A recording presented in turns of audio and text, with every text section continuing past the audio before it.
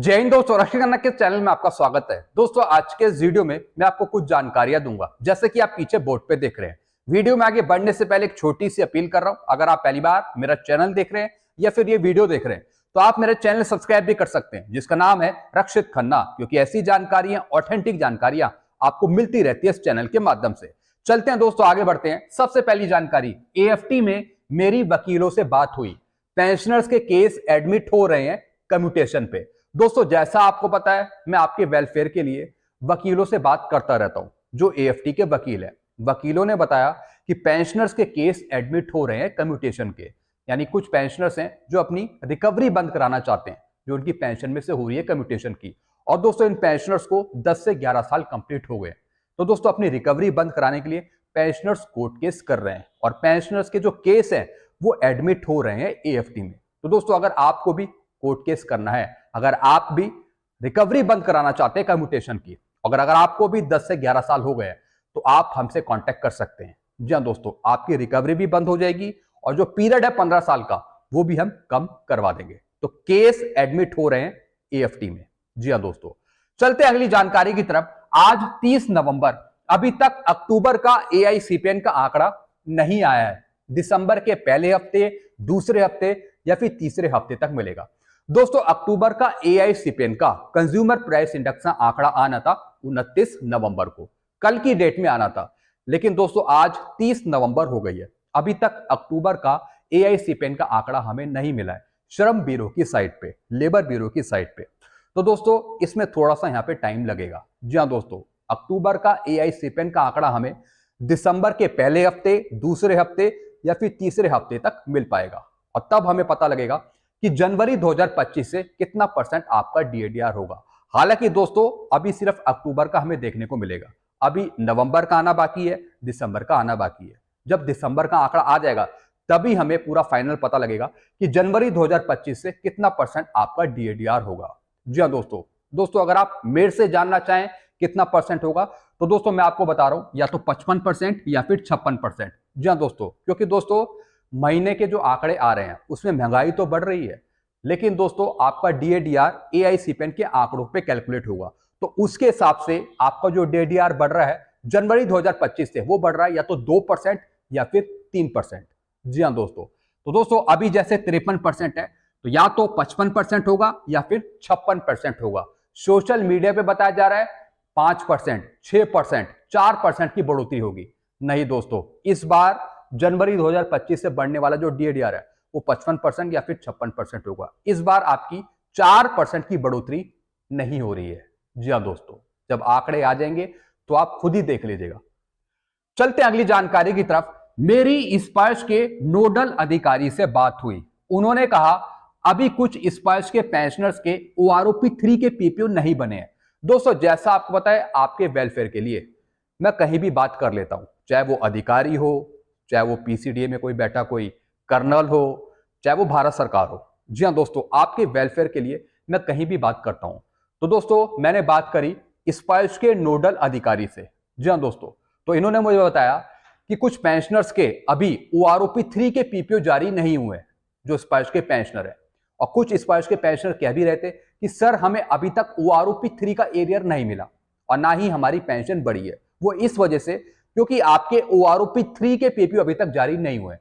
ऐसा दोस्तों नोडल अधिकारी ने मुझे बताया और यह बात बिल्कुल सही है। जब तक आपको ओआरओपी 3 के पीपीओ नहीं मिलेंगे, जब तक आपके पीपीओ जारी नहीं होंगे, जब तक आपको बढ़ी हुई पेंशन नहीं मिलेगी। अब दोस्तों इन्होंने एक और चीज बताई है कि स्पर्श के पेंशनर्स को कुछ करने की जरूरत नहीं है, कुछ भी करने की जरूरत नहीं है। जो आपके पीपीओ हैं वो ऑटोमेटिक जारी होंगे स्पर्श के द्वारा, और जब आपके पीपीओ जारी हो जाएंगे तो ऑटोमेटिक आपकी पेंशन रिवाइज होगी। जी हाँ दोस्तों, तो अभी फिलहाल आपको कुछ करने की जरूरत नहीं है। अभी बहुत से पेंशनर्स के पीपीओ अभी तक जारी नहीं हुए हैं। ये अभी तक की लेटेस्ट पोजीशन है, ताजा अपडेट है जो स्पर्श के नोडल अधिकारी ने मुझे दी है। और जब आपका पीपीओ भी जारी हो जाएगा तो फिर आपको बढ़ी हुई पेंशन भी मिल जाएगी महीने की, और एरियर भी मिल जाएगा ओआरओपी 3 का। ये लेटेस्ट अपडेट है। चलते हैं अगली जानकारी की तरफ। फिर दोस्तों एक खुशखबरी आई है, और ये खुशखबरी है दिल्ली हाई कोर्ट से। पूर्व सैनिकों को मिलेगी प्रो राटा पेंशन। अब दोस्तों ये प्रो राटा पेंशन होती क्या है? दोस्तों प्रो राटा पेंशन होती है एक अनुपातिक पेंशन। जी हाँ दोस्तों, जैसे आपने फौज में नौकरी करी 10 साल, 12 साल, 13 साल और फिर आपने फौज छोड़ दी और फिर आप किसी दूसरे प्राइवेट सेक्टर में या फिर पीएसयू में चले गए। जी हाँ दोस्तों, यानी सेमी गवर्नमेंट ऑफिस में चले गए, तो दोस्तों फिर प्रो राटा पेंशन आपको दी जाती है। जी हाँ दोस्तों, तो इसी पे कुछ गाइडलाइन है, मिनिस्ट्री ऑफ डिफेंस के लेटर है। तो दोस्तों अब दिल्ली हाई कोर्ट से एक फैसला आया है जिसमें पूर्व सैनिकों को मिलेगी प्रो राटा पेंशन। हालांकि दोस्तों ये पहले भी दी जाती है, लेकिन कुछ चीजें इसमें चेंज हुई हैं। जैसे फौज में 9 वर्ष की सेवा करने के बाद अगर पूर्व सैनिक पीएसयू में सार्वजनिक क्षेत्र में जॉब करता है तो प्रो राटा पेंशन का पात्र होगा। जी हाँ दोस्तों, फौज में 9 वर्ष की अगर सेवा दी है, उसके बाद कहीं वो दूसरी जगह चला गया, दूसरी जगह जॉब कर रहा है, अगर दोस्तों पेंशन नहीं मिल रही या फिर प्रो राटा पेंशन नहीं मिल रही, तो दोस्तों इस केस में उनको प्रो राटा पेंशन दी जाती है। अब दोस्तों जो डिपार्टमेंट आप छोड़ते हैं, अगर वहां से आपका पैसा रिलीज नहीं हुआ और आप किसी दूसरे डिपार्टमेंट में चले गए हैं, तो दोस्तों फिर आपको कार्रवाई करनी पड़ती है। फिर जिस डिपार्टमेंट से आपको पैसा नहीं मिला, पेंशन नहीं मिली, प्रो राटा पेंशन नहीं मिली या फिर एरियर नहीं मिला, तो दोस्तों फिर वहां से आपको पेंशन दी जाती है। जी हाँ दोस्तों, वो एरियर भी रिलीज करा जाता है जिस डिपार्टमेंट से आपको प्रो राटा पेंशन नहीं मिली है। तो दोस्तों ऐसे केस हमारे डिपार्टमेंट के पास भी आते हैं। जी हाँ दोस्तों, तो इसके भी कुछ रूल्स रेगुलेशन होते हैं। इसी पे दोस्तों मिनिस्ट्री ऑफ डिफेंस का एक लेटर था 2020 का। जी हाँ दोस्तों, अब दोस्तों इसका एक पहले भी रूल था। पहले रूल क्या था कि फौज की नौकरी छोड़ने से पहले फौज में 10 साल या फिर 10 साल से अधिक सर्विस की है तो प्रो राटा पेंशन पाने के लिए 1 वर्ष की छूट का प्रावधान था। जी हाँ दोस्तों, अगर आपको प्रो राटा पेंशन पानी है तो दोस्तों सिर्फ 1 वर्ष की छूट उसमें मिलती थी। लेकिन फौज में पहले 10 साल या फिर 10 साल से अधिक की सर्विस होनी चाहिए फौज छोड़ने से पहले, भले ही आप किसी दूसरे डिपार्टमेंट में जॉब कर रहे हो। इसके रिगार्डिंग आपको और कुछ पूछना हो तो आप नीचे कमेंट कर सकते हैं। जी हाँ दोस्तों, चलते हैं दोस्तों अगली जानकारी की तरफ। खुशखबरी, तेलंगाना हाईकोर्ट का फैसला, पेंशनर की कम्यूटेशन की रिकवरी बंद हुई 10 साल बाद। सिर्फ अपील करता ही नहीं, सभी पेंशनर की कटौती बंद करने का आदेश है। जी हाँ दोस्तों, ये खबरें न्यूज़पेपर में आई है, कुछ मीडिया में आई है, जिसमें बताया गया है कि तेलंगाना हाईकोर्ट ने एक फैसला सुना है पेंशनर के हक में। कुछ पेंशनर्स थे जिनको 10 साल पूरे हो गए थे और पेंशन की रिकवरी हो रही थी पेंशन में से कम्यूटेशन की। तो दोस्तों कुछ पेंशनर ने तेलंगाना हाईकोर्ट में कोर्ट केस किया और फैसला इनके हक में आ गया। तो दोस्तों तेलंगाना हाईकोर्ट ने पेंशनर की रिकवरी बंद कराने के आदेश सुनाए हैं। और दोस्तों ये आदेश सिर्फ अपीलकर्ताओं के लिए नहीं, सभी पेंशनर्स के लिए। और दोस्तों जहां तक मुझे लगता है ये आदेश स्टेट के पेंशनर्स के लिए, सेंट्रल के पेंशनर्स के लिए नहीं है, चाहे वो डिफेंस के हो या फिर सिविल की हो। सिर्फ जो स्टेट के पेंशनर्स हैं उनके लिए ये आदेश सुनाए गए हैं। दोस्तों सुबह मैंने एक वीडियो बनाया था जिसमें मैंने आपको पंजाब और हरियाणा हाईकोर्ट का फैसला सुनाया था, जिसमें उन्होंने 808 याचिकाओं को रद्द कर दिया था, याचिकाएं खारिज कर दी थी।